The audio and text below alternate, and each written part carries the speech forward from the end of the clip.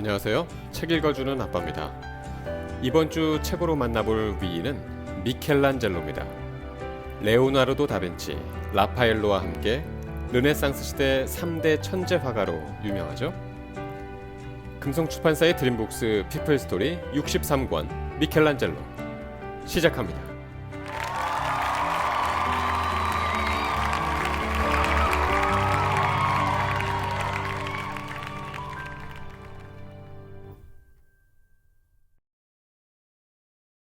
제1장 몰래 그린 그림.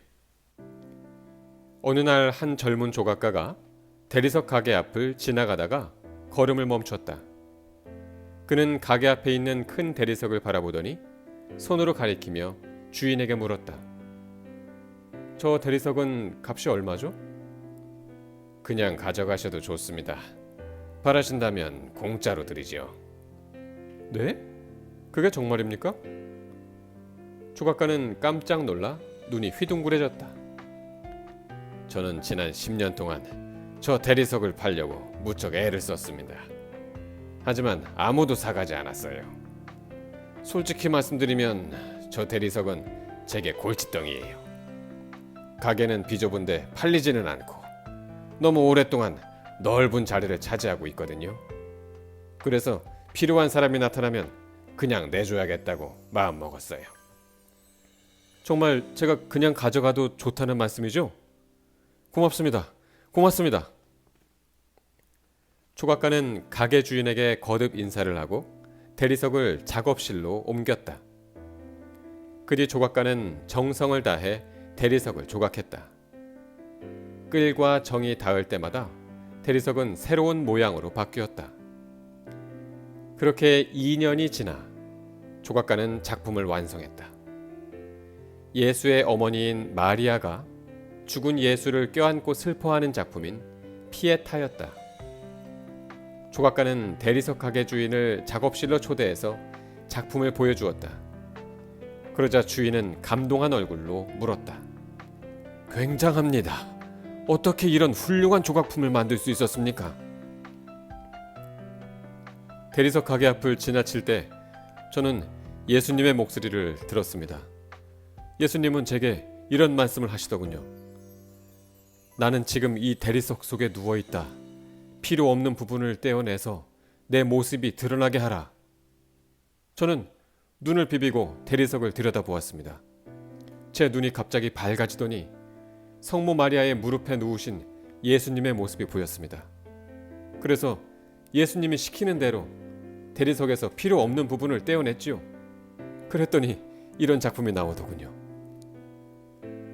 전설처럼 전해지는 이 이야기의 주인공이 바로 르네상스를 대표하는 미술가인 미켈란젤로다.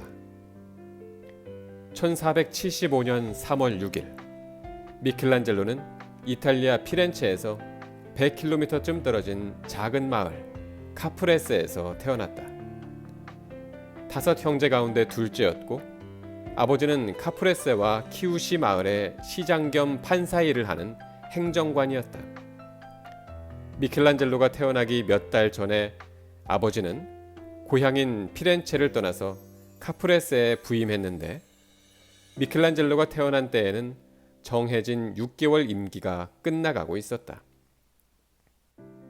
몸이 약해 자주 알아누웠던 어머니는 미켈란젤로를 돌볼 수 없는 형편이었다. 이를 어쩌죠?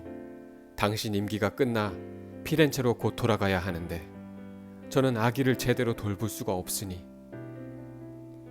알아누운 어머니가 한숨을 길게 내쉬었다. 아버지는 어머니를 위로했다. 너무 걱정하지 말아요. 아기는 유모를 구해 당분간 맡기면 되니까. 아버지는 마을 근처에 아기를 낳은 지 얼마 안 되는 부인이 있는지 알아보았다. 미켈란젤로에게 젖을 먹여야 했기 때문이다. 다행히 피렌체 아래쪽 마을인 세티냐노에서 유모를 구할 수 있었다. 부모님은 유모에게 아기인 미켈란젤로를 맡긴 뒤 피렌체로 떠났다. 미켈란젤로는 유모의 집에서 유모의 젖을 먹고 자랐다. 세티냐노는 농촌 마을이었지만 석조 공예로 이름난 곳이었다. 석수들이 많이 모여 살았고 근처에 채석장이 있었다. 미켈란젤로의 유모도 석수의 딸이자 아내였다. 그러고 보니 미켈란젤로는 젖먹이 때 석수가 돌을 쪼는 소리를 자장가 삼아 잠이 들었다. 잠에서 깨면 끌, 망치 등 석수가 쓰는 도구를 가지고 놀았다. 뒷날 미켈란젤로는 자신의 어린 시절을 회상하며 이런 말을 했다. 내가 조각가가 된 것은 석수의 딸이자 아내인 사람의 젖을 먹고 자랐기 때문이다. 나는 젖뿐만 아니라 대리석 가루도 마시며 자랐다. 어떤 날은 조각에 쓰는 끌과 망치를 가지고 놀며 혀로 핥았다. 이렇듯 조각과 관련해 있는 환경에서 자랐으니 내가 조각가가 된 것은 어쩌면 당연한 일 아닐까? 미켈란젤로는 유모품을 떠나 부모님이 사는 피렌체 집으로 돌아와서도 유모 집을 자주 드나들었다. 유모 집이 있는 세티냐노는 피렌체에서 그다지 멀지 않았기 때문에 어린 미켈란젤로도 충분히 걸어서 다녀올 수 있었다. 미켈란젤로는 유모 집에 오면 호기심이 가득한 눈으로 유모의 남편이 쓰는 작업장을 살펴보았다. 그가 망치를 휘둘러 작품을 만드는 것이 신기하고 재미있었다. 어린 미켈란젤로는 점점 조각에 흥미를 느꼈다. 다른 장난감보다 끌과 망치를 가지고 노는 것이 더 즐거웠다. 그러던 1481년 어머니가 막내를 낳다가 세상을 떠나고 말았다. 겨우 6살인 미켈란젤로에게 어머니의 죽음은 받아들이기 힘든 큰 슬픔이었다. 그 뒤로 그는 평생 어머니를 그리워하며 살았다.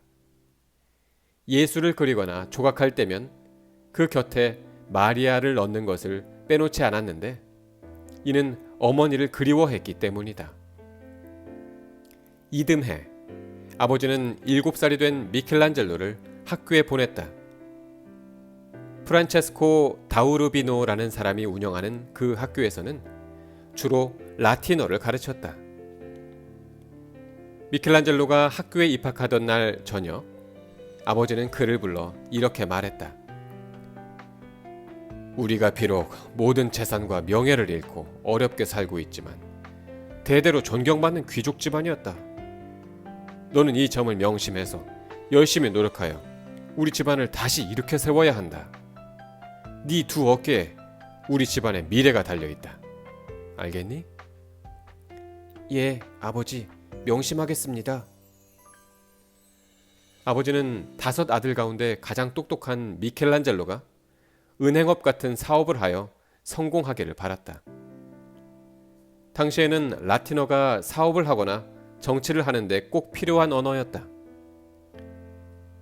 그래서 아버지는 미켈란젤로가 라틴어를 배울 수 있도록 다우르비노의 학교에 입학시켰던 것이다.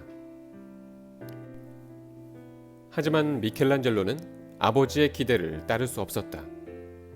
그는 공부에 전혀 관심이 없었기 때문이다. 학교에서 배우는 라틴어 수업은 지겹기만 했다. 미켈란젤로는 공부보다는 그림 그리기를 좋아했다. 그림을 그릴 때면 기쁘고 즐거웠다. 미켈란젤로는 어느 곳에 가서든 털썩 주저앉아 스케치북에 그림을 그렸다. 시장에 가서는 장사하는 사람들을 그렸고 광장에 가서는 오고 가는 행인들을 그렸다. 그때마다 사람들이 미켈란젤로 주위에 모여들었다. 그림 솜씨가 보통이 아니네. 시장에서 장사하는 사람들의 모습이 살아있는 것처럼 생생해. 그림 속에서 왁자지껄 떠드는 소리가 들려오는 것 같아. 어린아이가 어쩌면 그림을 이렇게 잘 그릴까? 천재 화가가 탄생했어. 사람들은 미켈란젤로의 그림을 보고 입에 침이 마르도록 칭찬했다. 미켈란젤로가 거리에서 그림을 그린다는 소문이 퍼져나가 결국 아버지의 귀에까지 들어갔다. 소문을 들은 그날 저녁 아버지는 미켈란젤로를 보자마자 버럭 소리를 질렀다.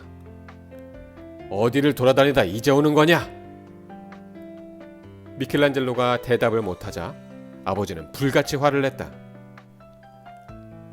이 녀석, 내가 모를 줄 알았느냐? 거리에서 그림을 그리다가 왔지.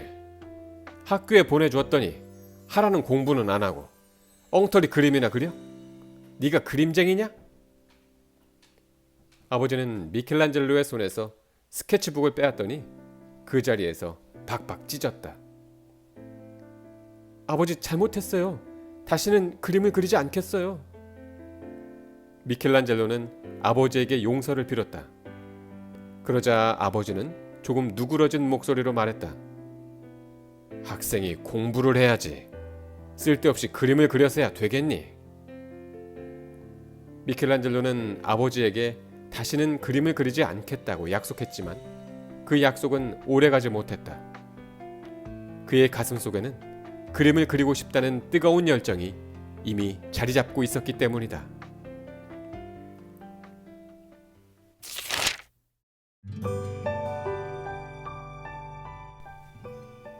제2장 조각가의 길.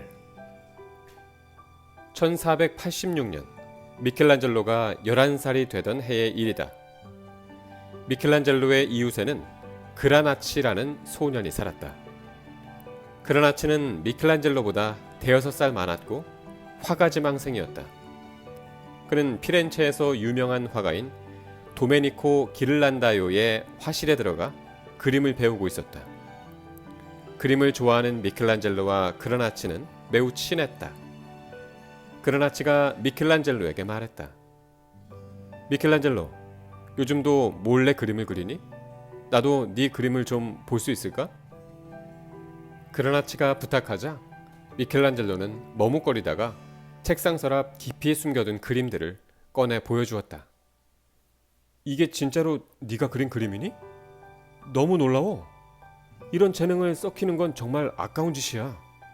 미켈란젤로, 우리 화실에 가지 않을래? 기를란다요 선생님께 네 작품을 보여드리면 당장 너를 데려오라고 하실 거야. 정말? 정말이고 말고. 선생님은 요즘 산타마리아 노벨라 성당에서 벽화를 그리고 계셔. 제자들이 함께 그 일을 돕고 있지. 네 실력 정도라면 함께 일할 수 있을 거야. 그라나치의 예상이 들어맞았다. 며칠 뒤 미켈란젤로가 그라나치와 함께 화실을 찾아가자 기를란다요는 그를 반기며 이렇게 말했다. 자네가 미켈란젤로인가? 만나서 반갑네. 우리 화실에 들어와 함께 일해보지 않겠나? 미켈란젤로는 가슴이 뛰었다. 이 좋은 기회를 놓칠 수 없었다. 그날 저녁 미켈란젤로는 아버지에게 말했다.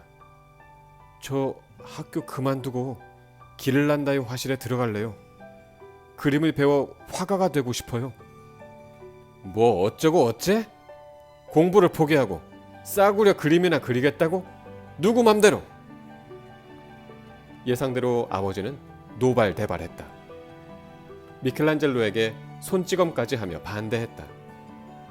하지만 미켈란젤로는 매를 맞으면서도 물러서지 않았다. 제 평생 소원이에요.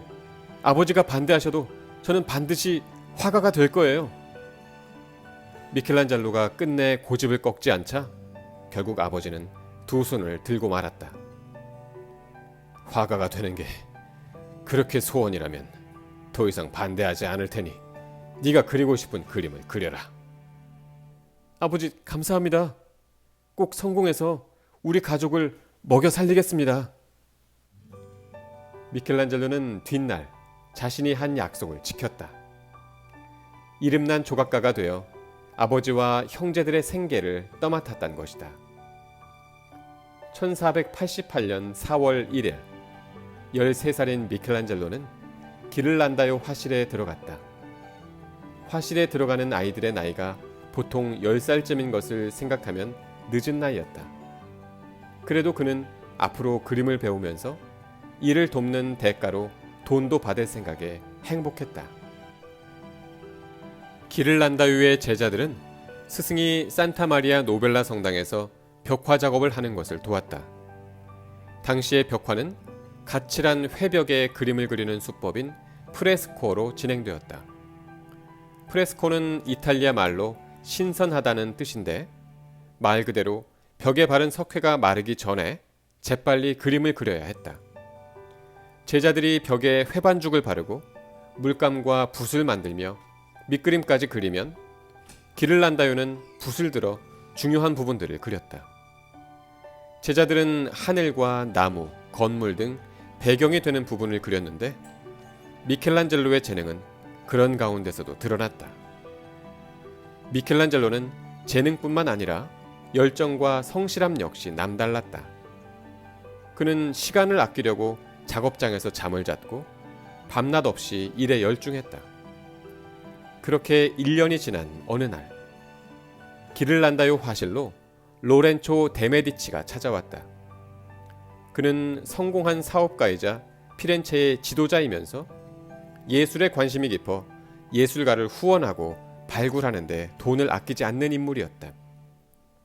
사람들은 그를 위대한 로렌초라고 불렀다. 로렌초님 안녕하십니까? 무슨 일로 저를 찾아오셨습니까? 이번에 미술학교를 열었다네. 베르톨로 디반조니를 교장으로 앉혔지. 그가 재능 있는 조각가들을 길러낼 것이네. 그렇게 되면 우리 피렌체에는 뛰어난 화가들 뿐만 아니라 뛰어난 조각가들도 많아지겠지. 자네는 화실에서 제자들을 가르치고 있으니 조각가로 키울 만한 재능 있는 젊은이가 있으면 우리 미술학교로 보내주게. 데메디치가 돌아간 뒤 기를란다요는 미켈란젤로를 불러 물었다. 혹시 조각을 배울 생각이 있니? 로렌초님이 세운 미술학교에서 조각을 배울 학생을 찾고 있단다. 너는 남다른 재능이 있으니 훌륭한 조각가가 될 수 있을 거야. 미켈란젤로는 가슴이 설레었다. 그래, 그림도 좋지만 조각을 해보고 싶어. 미켈란젤로는 망설이지 않고 기를란다요 화실을 떠나 미술학교에 들어갔다.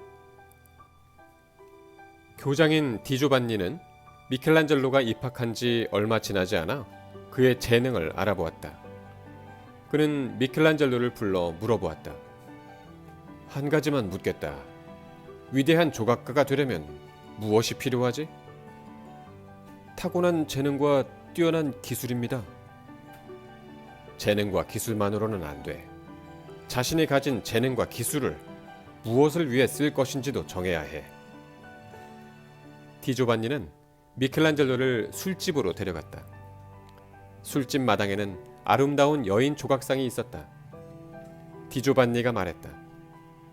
여기에 아름다운 조각상이 있다. 하지만 이것은 술집의 즐거움을 위해 쓰였지. 디조반니는 미켈란젤로를 성당으로 데려갔다. 성당 마당에는 아름다운 천사 조각상이 있었다. 여기에 술집에서 본 것만큼이나 아름다운 조각상이 있다. 그런데 이것은 하느님의 영광을 위해 쓰였어. 디조반니는 잠시 말을 끊었다가 다시 이었다. 너는 조각상을 2개 보았다. 똑같이 아름다운 조각상이지만 하나는 술집의 즐거움을 위해 쓰였고 다른 하나는 하느님의 영광을 위해 쓰였다. 너는 네 재능과 기술을 무엇을 위해 쓸 것이냐? 하느님의 영광을 위해 쓰겠습니다. 미켈란젤로는 이날 스승이 준 교훈을 평생 가슴에 새겨두었다. 그리고 뒷날 하느님의 영광을 위해 쓰일 조각품들을 만들었다. 미켈란젤로는 재능은 뛰어났지만 겸손하지는 못했다. 그는 자만심 때문에 지워지지 않을 흔적을 평생 달고 살아야 했는데 그 이야기는 다음과 같다. 어느 날 미술학교 학생들이 피렌체에 있는 한 성당으로 가서 유명한 화가인 마사초가 그린 벽화 앞에 모여 앉았다. 벽화를 그대로 옮겨 그리기 위해서였다. 그 무렵에 사람들은 유명 화가가 그린 그림을 따라 그리는 것이 그림 실력을 기르는 중요한 방법이라고 여겼다. 미켈란젤로는 자기 그림을 금방 완성한 뒤에 한 친구가 그린 그림을 흘끗 보고 비웃듯이 말했다. 야, 그걸 그림이라고 그렸어? 마사초가 네 그림을 보면 속이 부글부글 끓겠다. 남의 좋은 작품을 망쳐놓았다고 말이야. 뭐야? 너 말 다 했어? 화가 머리끝까지 치민 친구가 주먹을 휘둘렀고 그 바람에 미켈란젤로는 코뼈가 부러졌다. 그 뒤부터 그는 보기 흉하게 납작해진 코로 평생을 살아야 했다. 한편 데메디치는 바쁜 중에도 틈만 나면 미술학교를 찾아와 학생들이 만든 조각품을 들여다보았다. 그러다가 미켈란젤로가 만들고 있는 늙은 목신 파우누스 조각을 보았다. 솜씨가 좋은걸? 아주 잘 만들었어. 그런데 한 가지 아쉬운 점이 있군. 늙은 목신이라면 이가 몇 개쯤은 빠져 있어야 하지 않을까? 이가 멀쩡한 것이 옥의 티야. 데메디치는 미켈란젤로가 미처 생각하지 못한 점을 말해준 뒤 빙긋 웃었다. 이때부터 데메디치는 미켈란젤로를 눈여겨보았다. 그는 아무 때나 미켈란젤로를 메디치 가문의 궁전으로 불러들여 대화를 나누며 즐거운 시간을 보냈다. 어느 날 데메디치가 미켈란젤로에게 말했다. 이제부터 우리 궁전에 들어와 살지 않겠니? 내 아들들과 같이 공부하며 지내는 거야. 미켈란젤로는 기쁨을 감추지 못했다. 존경하는 데메디치와 함께 살게 되다니 꿈만 같았다. 미켈란젤로는 15살이 되던 해 메디치 가문의 궁전에 들어가 생활하게 되었다. 미켈란젤로는 뒷날 가톨릭교 교황이 되는 데메디치의 아들이나 사촌과 함께 공부했다. 또 메디치 가문에서 초청한 유명 인사들과 학자들을 만나고 그들의 열띤 토론을 귀담아 들으며 조각가로서 많은 자극을 받았다. 특히 유명한 시인이자 학자인 폴리치아노는 미켈란젤로에게 그리스와 로마 신화를 많이 들려주었다. 미켈란젤로는 영웅인 헤라클레스와 괴물인 켄타우로스의 대결 이야기가 마음에 들었고 대리석에 상상 속 장면을 새겼다. 이렇게 해서 탄생한 작품이 바로 켄타우로스 전투였다. 켄타우로스와 사람들이 맞서 싸우는 장면이 생생하게 조각된 켄타우로스 전투는 너무도 아름다워 보는 사람마다 아직 어린 소년의 작품이 아니라 조각계의 거장이 만든 작품으로 알았다고 한다.